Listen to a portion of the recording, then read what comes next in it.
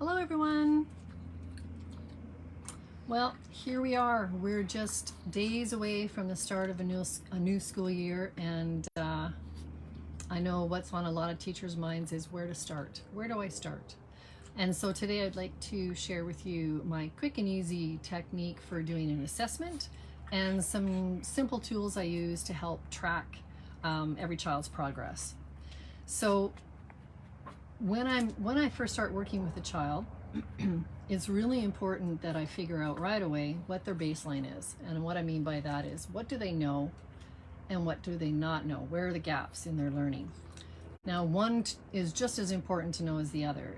By knowing where their gaps are, I have a baseline. I know where to start filling in those gaps. But it's equally important that I know what they do know, because that gives me the tools to make sure that I create success for them, because they have to be experiencing success in order to stay motivated and want to work and do well, right? So last week, I believe it was last week on my live, I talked about the drill deck. And so there's the two tools that I use, three tools I guess, that I use to do an assessment. And if you're in a classroom, you know, like I know, that if a child is going to the resource room or the learning center to help them because they're struggling a little bit with some of their literacy or language, you know that it can take a resource teacher, particularly if they're new to your school or the child is new to their caseload. I've seen it take up to December before they've actually finished all their assessments. And that's a really long time for a child to wait to get the support that they need and deserve. So if you're a classroom teacher, this is a really easy assessment to do. It doesn't take long. You could do a couple kids a day, and you know, within a week or two, you'd have all your kids assessed. You know exactly what they know, what they don't know, where you need to start in order to capture all your learners. So it's I call it a diagnostic. And when I sit down with a child, I never let them know that, okay, I'm going to just test you to find out where you're at. I tell them that we're going to go on a little trip. We're going to do an excavation. We're just going to look around inside their brain and see what they already know. Because I don't need to teach them the things that they already know. So don't worry, it's not a test. There are no wrong answers, right? This is just me exploring and doing a little excavation to find out what you already know. And so then I use the drill deck cards that I showed you last week, and I'm just going to turn my camera so you can see them. Again, there we go. And the first thing I do is I show them these cards, and I'm asking them, what does this letter say? And if they say ah, I put it like that. I show them this one. If they say d, I put it over here in a separate pile, right? I'm creating two piles, known and unknown. Now the child doesn't know I'm doing that. I'm doing that so that I can keep track for later when I start to record what it is they know and don't know. If they say ka, that tells me that they know that a C says k. They're just adding that a syllable at the end. So I'm going to count that as right. They do know that. If they look at this one and they say, I go, yep, and I put it over here in unknown. I'm not correcting them. I'm not correcting them because this isn't a test, right? This is just me doing an assessment to see what they know and they don't know. But I don't need to create stress for them by correcting them or telling them that they're wrong. So that simple technique of making two piles, known and unknown, and if they make a mistake, not acknowledging that they've made a mistake, just putting it in the unknown pile, okay? So that's the first one. The second one, the second part, that's phonics, right? So that's telling me, do they know what the letters say? The next part I'm going to do is finding out whether or not they can read any of the sight words. Now you might remember that the sight words are the words that are non-phonetic, the words that you can't sound out. So again, I'm going to turn my camera just so you can see. Here we go. Here's my sight word deck. And really, depending on where the kids are, I probably would create my own little pile because these are higher words. I'd probably start with words like the, was, you, of, R, right? These are all just in alphabetical order, but I would stack the deck with the easiest words first, but these are all words that kids cannot sound out. And then just show them the card and have them read it. And again, you're creating two piles. You're creating the known pile and the unknown pile. And again, you're not correcting. And if they say, I don't know that word, you go, that's okay. I don't know that one either. It's okay, let's put it over here.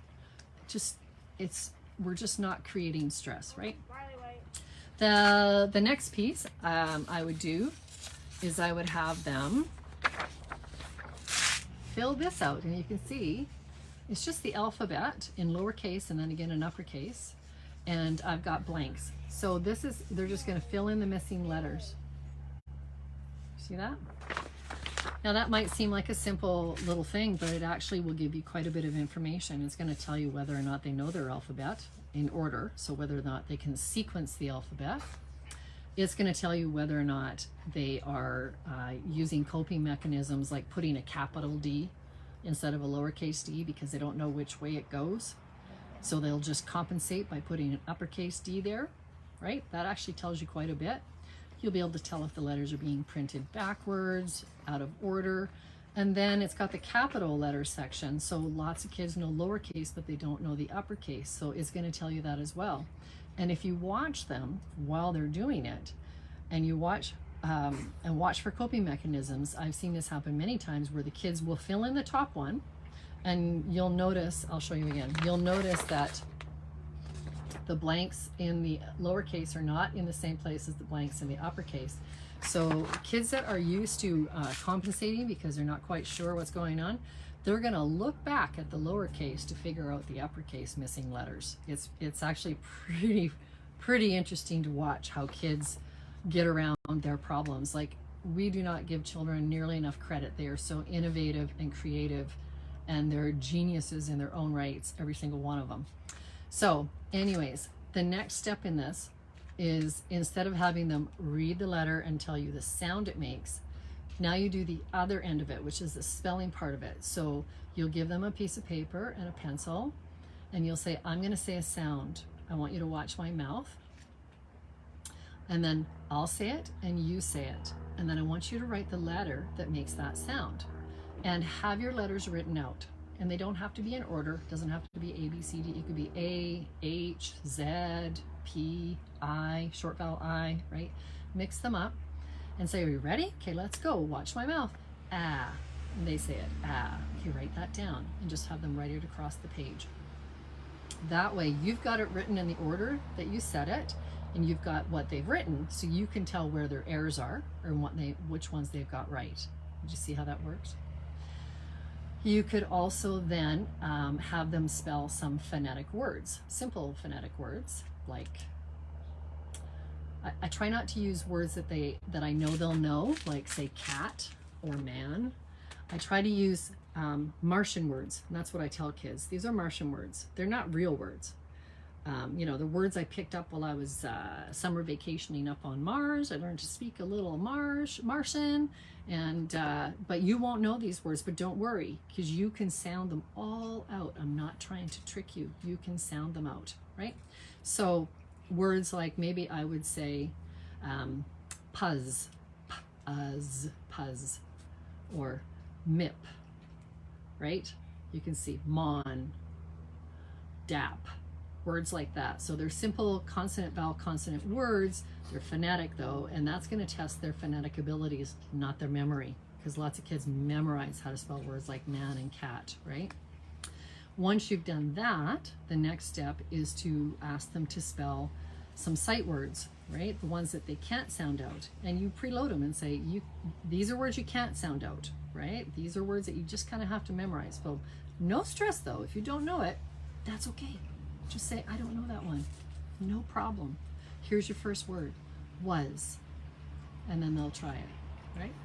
And again, have yours written out so that you know what order you're asking the kids, and that way when you compare it to what they've written, you'll see where their errors are. And seeing where their errors are actually gives you lots of information as well. Okay, so now you've done the assessment. I want to show you my tracking. the tracking is fun. So let me turn my camera again. It's a little bit awkward. I did try to do it from the other way, but I realized that, oh, that doesn't work. So here, let's try this. Okay, so this is your sequential teaching checklist. It's got all the letters in the deck, all the single letters and all the digraphs, right? Like TH, SH, CH, and CK. That's all that's on this initial checklist number 1. So how it works is, if they, when they saw it, they could read it, I would fill in that little circle. And I usually just use highlighters, maybe a pink for visual and a blue for auditory or whatever. It's just a really quick visual reference for me. So yes, they could read it, but when they heard it, they couldn't spell it. So I wouldn't fill that one in, right? But the H, yep, they saw it, they told me what it was, they heard it, they spelled it, they put an H. So they know both. So I would fill in both those circles, right? So this becomes a really easy checklist, and just because a kid can tell you the sound it makes when they see the letter does not mean that they can tell you the letter when they hear the sound. That's a part that's really, really missing in most classrooms. So anyways, that's how you can keep track of what they know and establish your baseline, as well as keep track of the progress they're making. And it's a really just simple thing, okay? And then same with the sight words. I've given you, and I'm going to have these available. They're actually in my shop right now on my website, timetoshineteaching.com. You can download these 3 things for free.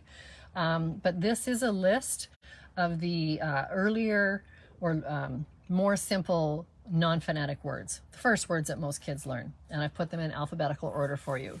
And I just have, this color means that it can be read, this color means that it can be spelled. Same thing, I'd use like a blue highlighter here and a yellow there or whatever, and then I just put the dots right beside the word. So if they can spell the word R, and I've said that, you know, yellow means that they can read it, I would put a yellow dot there, and the blue means they can spell it and they can spell it, that one would have 2 dots beside it.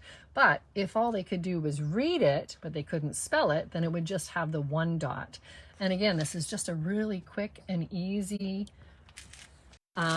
visual way as an educator to track what the kids know, establish their baseline, and keep track of the progress they're making. And it helps you decide what you're going to teach, right? So if you've got 20 kids in your class, you're maybe going to see that there's a consistency in some of the gaps, right? If you're only working with your own child, well, it's very clearly going to tell you, oh, okay, here's some things they don't know. I need to make sure that this is where I start, and just start at the top of that list, wherever the first gaps are. So wherever the first gaps are, that's where you're going to start. Okay, so I hope that really helped you out. I'm sure that we have lots of excited people getting ready to start their school year. I'll put the link down below for these 3 items that are in my shop. The decks of cards are also available for purchase in the shop. I did have a lot of feedback from people saying we would love a downloadable copy of that, so I actually put that in the shop as well, so you can download it and print it yourself. I do strongly recommend that you print it onto, or photocopy it onto cardstock, so that they're cards, because if it's just paper, it's actually really hard for you as the teacher to flip through the cards quickly, because as the kids practice, the faster they go, and they just get really good at it. Alternatively, you can always make these cards yourself, right? You just take some construction or some tag board or cardstock and put the letters. The only thing I would caution you with that is that these very specifically have keyword pictures on the back. So A says A for apple, and A says A for table. Right? So these pictures, as we're working with kids, they become quite important because they're a non-verbal clue. So for instance, I do this, and the child's like, I go, and I just point at the picture. And then they go, ah, apple, right, good job. And then I tuck it back into the deck so that they come across it again. And just that repetition, right? So anyways, but you are welcome to make these yourself. But if you want to save the time, they are available for download, or I can mail them out to you. So I hope that was helpful. Please leave a comment. Feel free to share this with your friends or other teachers or parents that you know that are getting ready to start their homeschooling programs, or they have a child that could really use some extra help in their literacy programs. I'm telling you, this system is guaranteed to bring them up to speed and fill in those gaps and make them start to feel confident about themselves so quickly. You'll be amazed at the changes you see. So any questions, reach out to me. I also did want to let everybody know that I have finished the first letter pack for my sequence of teaching for reading, spelling, and printing, and they are available on my website under courses for free. I just want everybody to know that this is what I'm creating. I'm already almost on the second letter pack, and they'll be done before the end of the first term for sure. But this will give you an idea of the type of content and resources that you'll receive should you decide to join my membership community that I'm wanting to build. I've talked about that a couple of times. That's actually also available on my website. If you wanted to sign up for it, please do.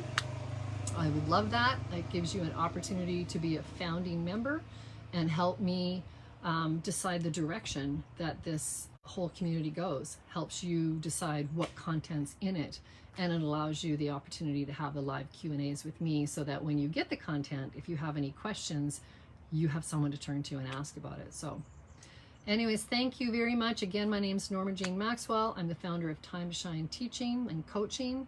And it is my pleasure, as always, to provide you with support. And hopefully we're going to change how our kids learn to read, spell, print, learn in general. And I'm anxious and happy and grateful to be a part of that.